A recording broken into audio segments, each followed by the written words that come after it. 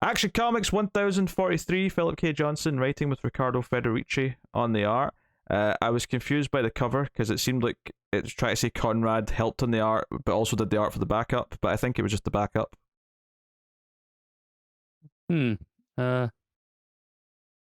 Yeah, he's obviously definitely the backup artist. Yeah, maybe they just dual credited him. Yeah, I didn't notice anything on the main story that looked like it was done by someone else. So. Oh no, he did. He did. Did. It's I think it's that sequence towards the end where it's there's a lot of bright colors, like bright orange, purple, pink. Okay. I think it's those pages. Oh, so it's like 2 pages. Okay. Yeah. All right. Okay. Fair enough then. So yeah, the Warworld Saga is raging on. This technically is, I think, the start of the next like arc in the Warworld Saga. Going from the title page. Yeah, this is Warworld Revolution now. Yeah. So which is cool, and I do think it does, like, even that first page is much warmer compared to what we've been seeing. It's still Federici, but it's got a much warmer tone in the colors, and Clark's outfit's even getting more elaborate as he goes. Like, it's still very much gladiatorial, but he's got more of a cape now. He's got like the red coming off the belt. There's color to it. There's red and blue in there now. It's not just the wrought iron metal. Like, of just he's very functional before. Yeah, it's almost like the colors coming back to the book as Clark's getting closer to saving everyone and inspiring everyone to like do things. So the first chunk of the book is them saving Manchester Black from Teacher, one of Mongol's main dudes, and they succeed, and there's some nice big action here. I love it's the page where I think it's only like page 3 or something like that, but it's when Superman and that first come into the room, and they're in sort of the blue hue at the entrance, and Teacher's sort of like down in his ass. I love that, the atmosphere of that. And then he introduces his big like mech fighter to like take on Superman, and Superman. Orphan, I think they called it. Yeah, there you go. So we got a big action scene. It's fun stuff. Art's phenomenal as it's been with Federici. Yeah. No denying that. And we get into some other lore things that we're going here. We know that Mongol's got Apollo and is like seemingly has like broken him down and turned him, is the implication in this scene. Where like, we're going to use him to help get more slaves, which leads to like sort of this next dark scene where we're on this random planet, and these aliens seem very peaceful. They're farmers. They seem like really docile and just like peaceful creatures. And then they look up and like Warworld's there, and all of Mongol's ships are coming down to enslave them. I love how it's just this full page of it to show it off. It's like these creatures as well, like they couldn't look less threatening. Like they're like there's kind of a conscious effort put into making them look like the friendly alien, just to give you that real feeling instantly of, oh, they don't deserve this. Yeah, and a lot of them look like they're older as well, just in the way they're drawn, like and maybe that's not true of these aliens, but they have that impression. Yeah, one's got like a cane, and maybe they all have canes, but yeah, like we associate that with being old and like a bit more, a bit weaker, a bit more, less threatening.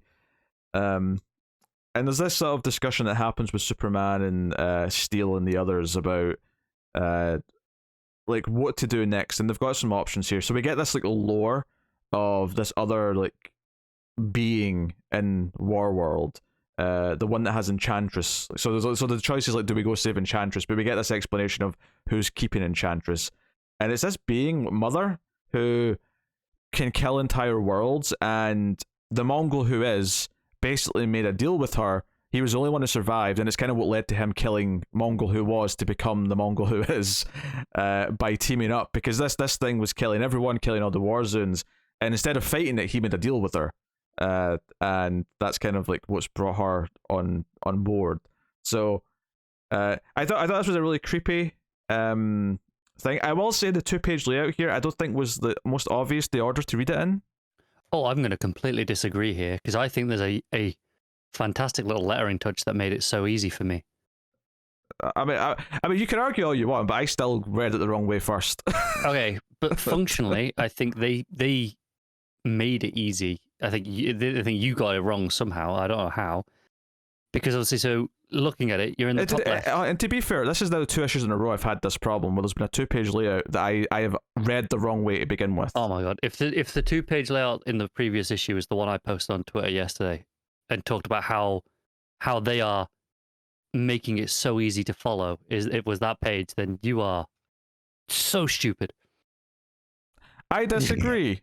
I disagree. So I don't think this one's as obvious as the last issue's one where they had the big sound let me effect. explain my problem, right? Let me explain how I read it first, or what I think is confusing about it is I think the coloring makes it look like you go across to the right and then go back diagonally and do like a Z shape.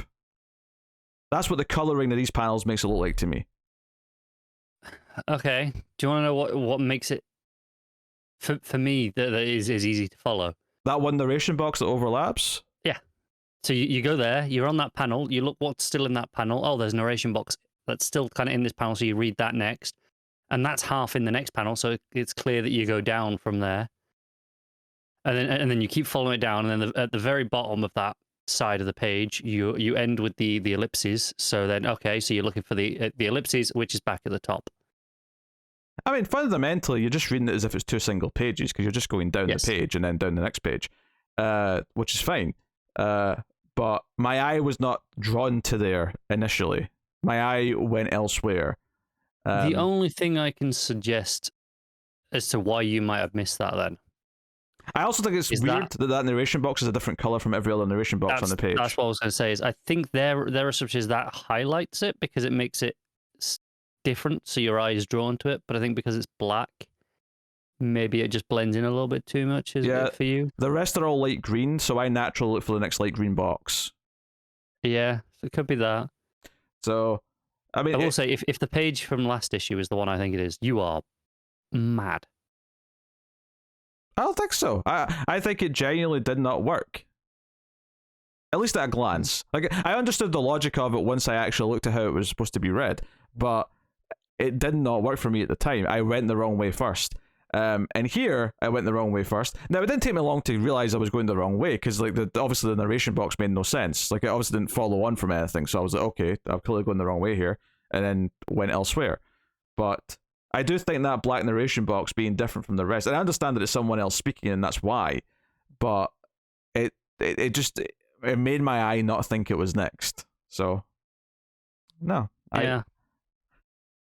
I don't think it's a huge deal. You know, you realize you're going the wrong way, and you... It's funny, because I was going to compliment this page for making it obvious for me by having that overlapping panel. I disagree. Because the color, because you can see a clear diagonal in the coloring here, where there's this sort of like muted purple, or lavender, as I'd maybe say, going down that diagonal. Do you see it? Yeah. Right? And then it kind of sort of like, you get a sort of slightly different shade of purple going then right from there, so it kind of felt like that was leading me across, as if it was going to be like a Z shape. So my eye immediately thought it was going that direction in the layout. It's interesting. So, I mean, it is entirely possible that while you can stack the deck as much as possible, and there is obviously really smart techniques to laying out a comic book page, there is a level of subjectivity that some people will just never go exactly the way you think they're supposed to go.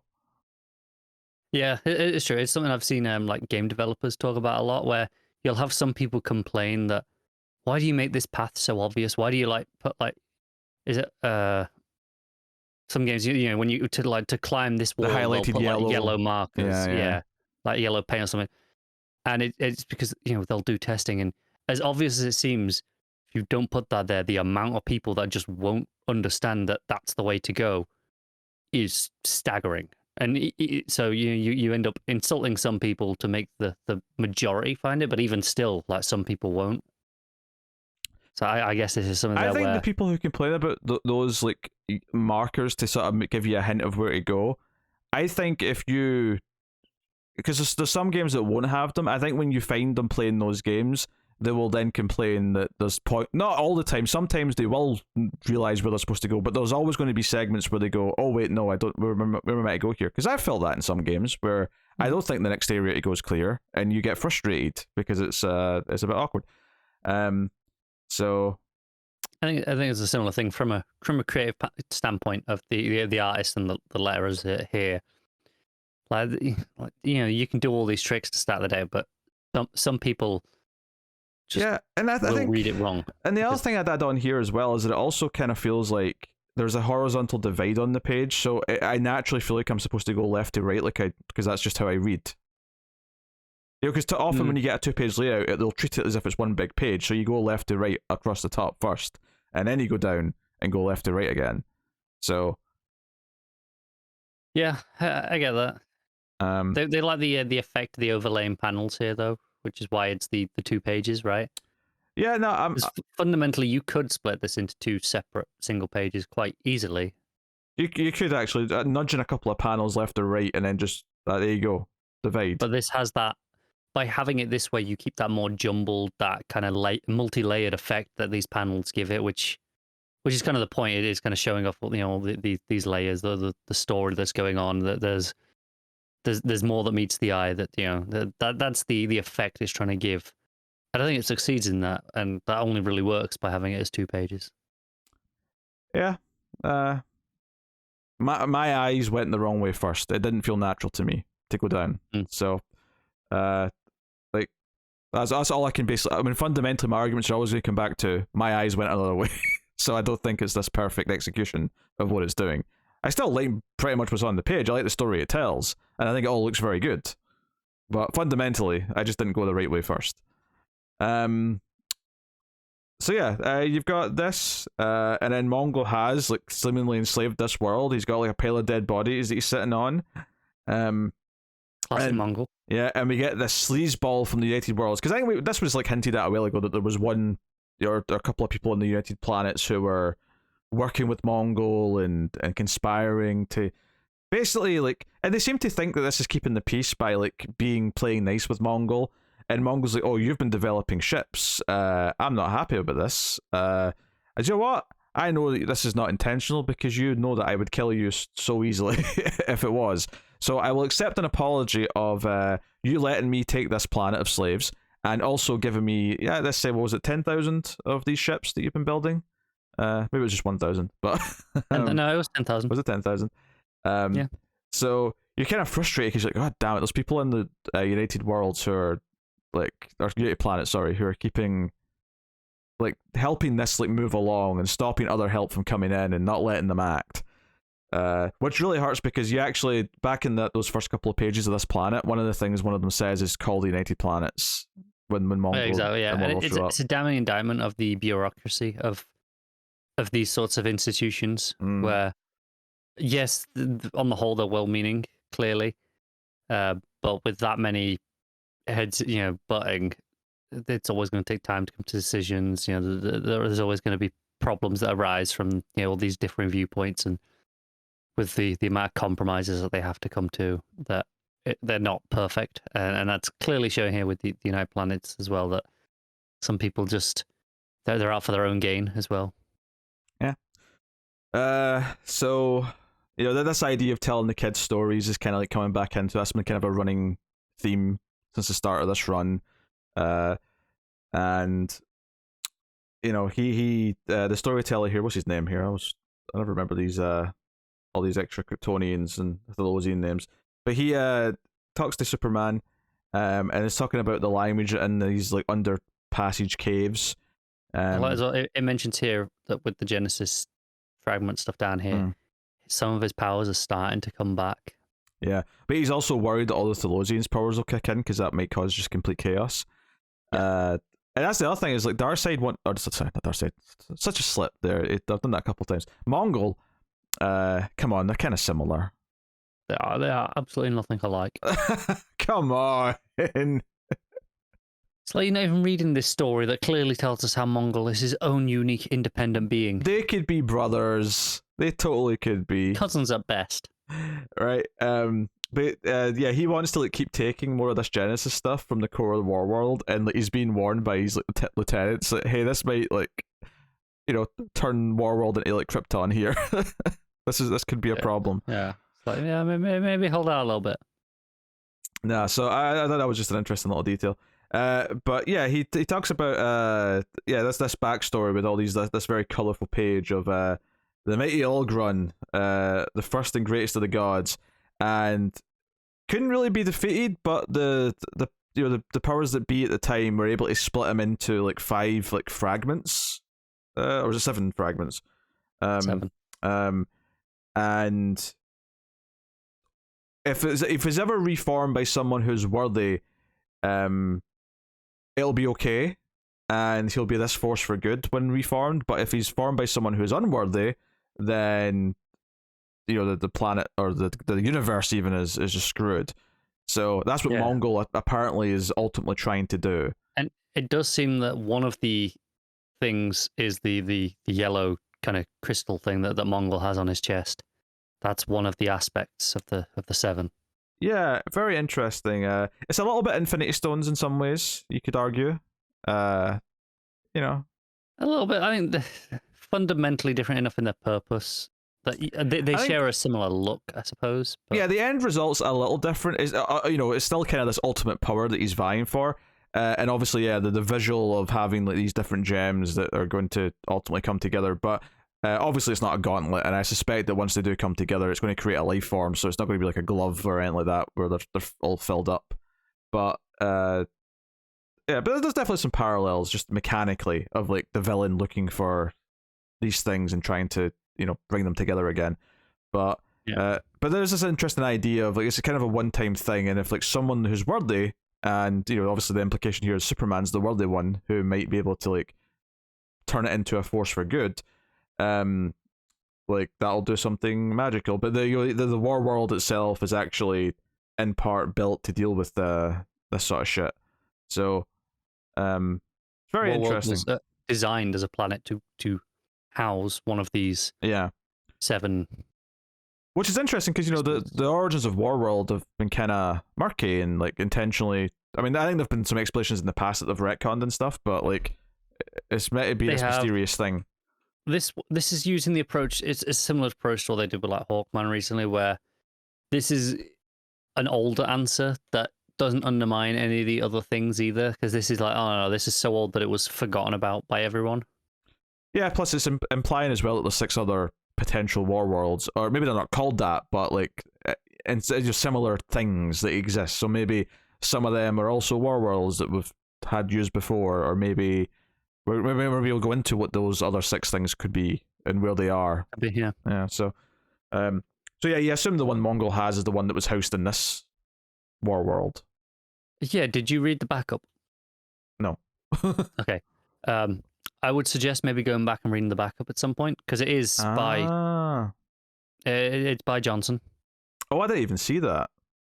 Yeah, and it is Byler telling a story to the kids, and it is the story of the first Mongol, basically, like coming to this planet, killing a being and taking his armor, and his armor, turned out to like be the guy's skin. And he had this jewel in the chest, and he took that, and the jewel has been passed down from every Mongol to Mongol. Yeah, I will go back and read this. Do you know, it's funny because for so long it was doing those weird. Was it Midnighter? Yeah, it was like Midnighter stories and stuff like that. I was just a Martian Manhunter one after that. Yeah, that's what I was thinking of as well, Martian Manhunter. That I just didn't even bother checking to see what the backup. I just assumed it was the next part of whatever I hadn't been reading. Yeah, this one is actually Mongol backstory, and it's about the first Mongol coming to what I assume is ancient war world, and taking that jewel for himself. That actually sounds quite interesting. Sounds like good accompanying material, actually. Yeah, I'd say it's probably not essential, but it is significantly additive to the story. That I would recommend it if anyone else has skipped it, because easy to do, especially with all the previous backups that we've been having. If you've not been reading them, you just get into the habit of not checking. I just happened to glance and see his name at the top, and I was like, oh, I'll read this one. Yeah, so yeah. It ends in an action cliffhanger, the main story, though, with the Mongol ships coming in and causing chaos. So, Yeah. So we'll have some action to kick off next time, which is cool. Now I'm looking at this, I can actually tell the last couple of pages are different artists. I was so caught up in the story, I didn't even notice when I read it. Yeah, I think it changes once. You have them leading through the caves, and when they come out the other side. Yeah. Yeah. Which is a bit of an awkward transition now that I'm looking at it, to be honest. But It's just something where one more page of Federici and then transition with all the colors on Would have been on fine, inside yeah. the story would have been perfect. But it's not the worst, and the fact that you didn't even notice is.